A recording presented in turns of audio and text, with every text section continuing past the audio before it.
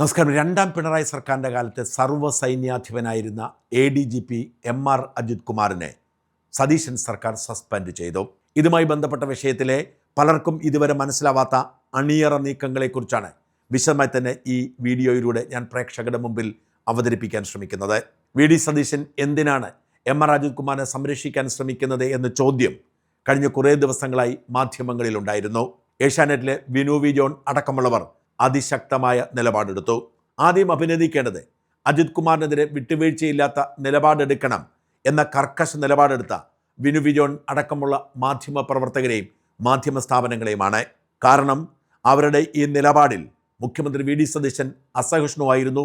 അദ്ദേഹം പൊട്ടിത്തെറിച്ചിരുന്നു.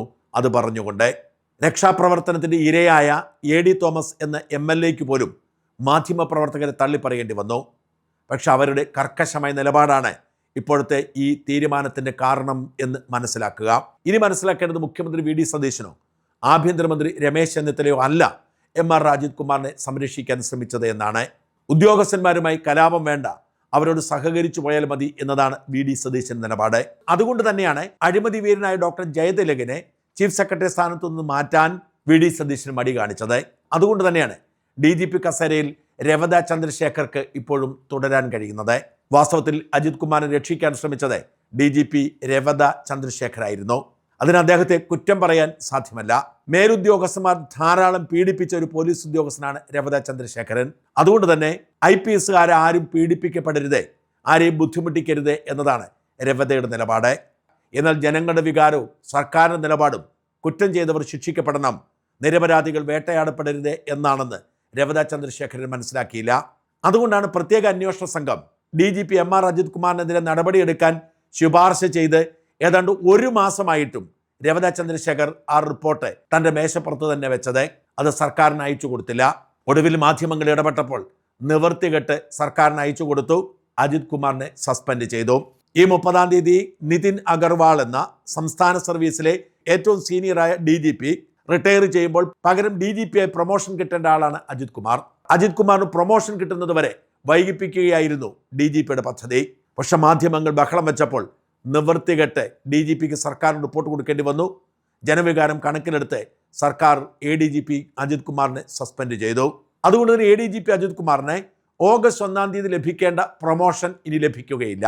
സർക്കാർ ഒരു ഉദ്യോഗസ്ഥനെതിരെ അച്ചടക്ക നടപടി എടുത്താൽ അയാൾ നീതിമാനാണെങ്കിൽ പോലും അയാൾക്ക് പ്രൊമോഷൻ കിട്ടില്ല എന്നതിന് തെളിവാണ് പ്രശാന്ത് IAS. പ്രശാന്തിനേക്കാൾ ജൂനിയറായ നിരവധി ഉദ്യോഗസ്ഥന്മാർ ഇപ്പോൾ പല വകുപ്പുകളും സെക്രട്ടറിമാരായിട്ടിരിക്കുമ്പോൾ പ്രശാന്ത് ഇപ്പോഴും സ്പെഷ്യൽ സെക്രട്ടറിയാണ്.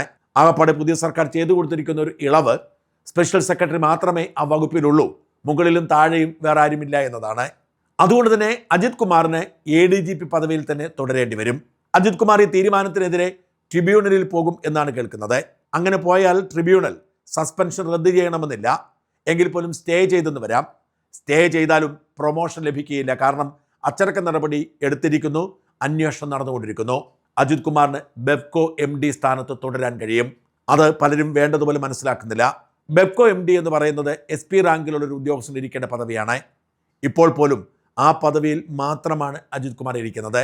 വലിയ സമ്മർദ്ദമുണ്ടായപ്പോൾ, നിരവധി കേസുകൾ ഉണ്ടായപ്പോൾ നിവൃത്തിയില്ലാതെ പിണറായി വിജയൻ അജിത് കുമാറിനെ ക്രമസമാധാന ചുമതലയുള്ള ADGP തസ്തികയിൽ നിന്നും സ്ഥലം മാറ്റിയിരുത്തിയത് എക്സൈസ് കമ്മീഷണർ എന്ന സുപ്രധാനമായ പദവിയിലായിരുന്നു.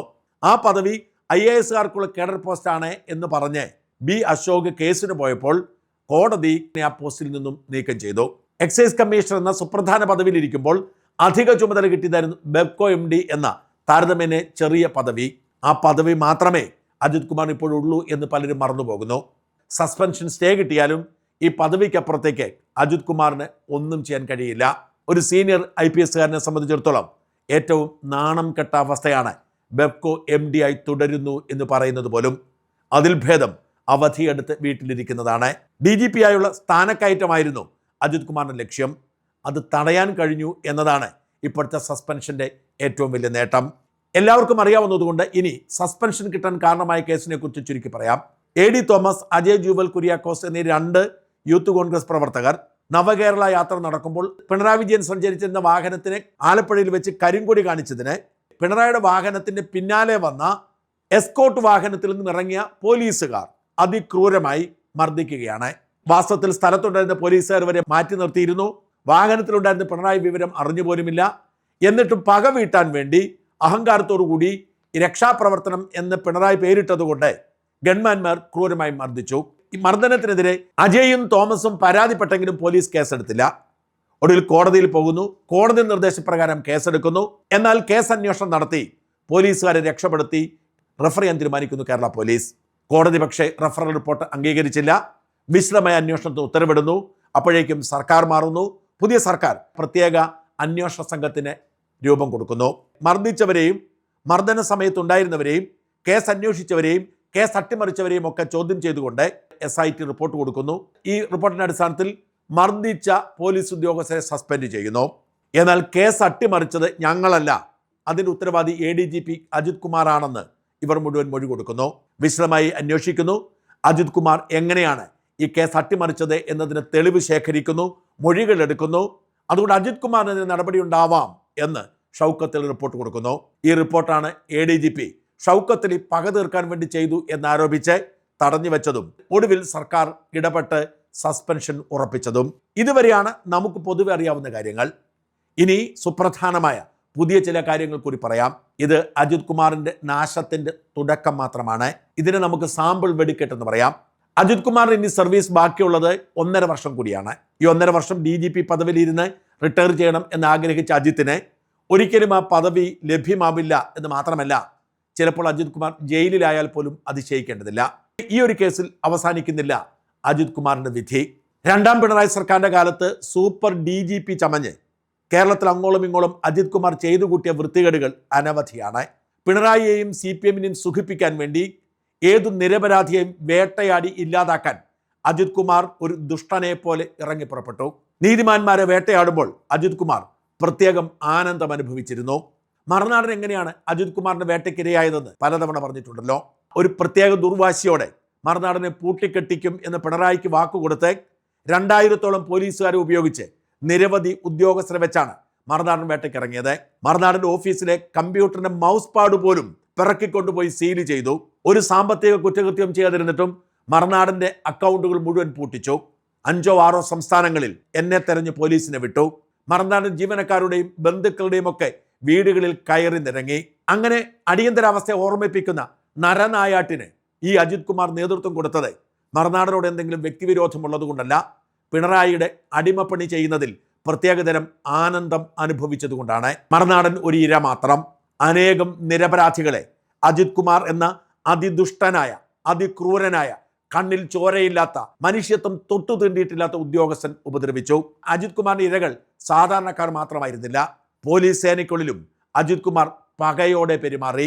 ഇന്ന് അജിത് കുമാർ ഇരുന്ന ആ സൂപ്പർ DGP കസേരയിലിരിക്കുന്ന P. വിജയൻ എന്ന IPS-കാരൻ്റെ കാര്യം ഓർക്കുക.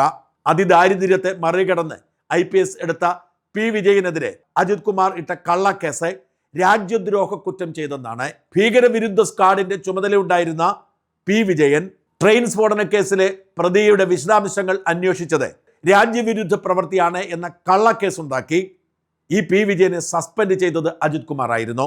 അതേക്കുറിച്ചുള്ള അന്വേഷണം നടക്കുകയാണ്. അന്ന് P. വിജയൻ ഇതേക്കുറിച്ച് പറഞ്ഞു കൊടുത്തിരിക്കുന്ന പരാതി ഇപ്പോഴും പോലീസിലുണ്ട്. ആ പരാതിയിൽ അന്വേഷണം നടക്കുകയാണ്. P. വിജയൻ ഇപ്പോൾ ഉയർന്ന കസേരയിലിരിക്കുന്നു.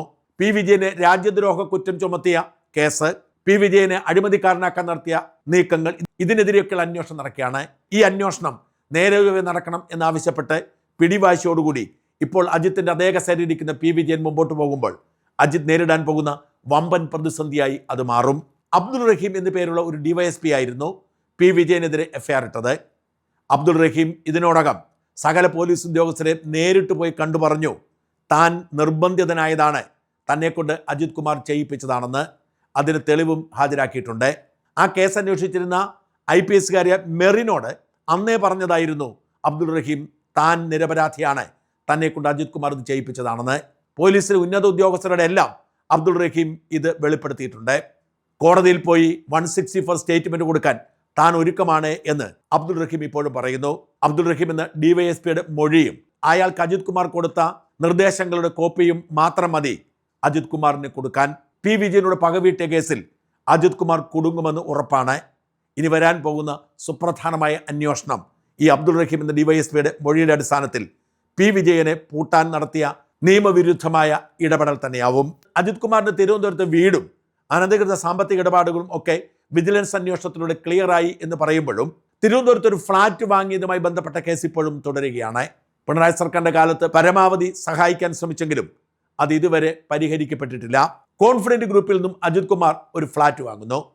കുറച്ച് ലോണൊക്കെ അതിലുണ്ട്. എന്നാൽ സ്റ്റാമ്പ് ഡ്യൂട്ടി ലാഭിക്കാൻ വേണ്ടി ആ വീട് അജിത് കുമാർ സ്വന്തം പേരിലോ ബന്ധുക്കളുടെ പേരിലോ എഴുതിയില്ല. എന്നിട്ട് ഈ കോൺഫിഡന്റ് ഗ്രൂപ്പിനോട് പറഞ്ഞു, ഇത് എൻ്റെയാണെന്ന് കണക്കാക്കി നിങ്ങൾ അടുത്ത നടപടിയെടുക്കുമെന്ന്. അജിത് കുമാർ സ്വത്ത് വിവരങ്ങൾ വെളിപ്പെടുത്തിയപ്പോഴൊന്നും ഇങ്ങനെ ഒരു ഫ്ളാറ്റ് ഉള്ളതായി ആരോടും പറഞ്ഞിട്ടില്ല. അങ്ങനെ വർഷങ്ങളോളം ഇങ്ങനെ പോയി. ഒടുവിൽ അജിത് കുമാറിന്റെ ഫ്ളാറ്റിനെ ഒരു ബയറെ കിട്ടുന്നു. ഒരു ഓഗസ്റ്റിൽ 35 ലക്ഷം രൂപയ്ക്ക് ആ ഫ്ളാറ്റ് വാങ്ങിയത് രജിസ്റ്റർ ചെയ്യുന്നു.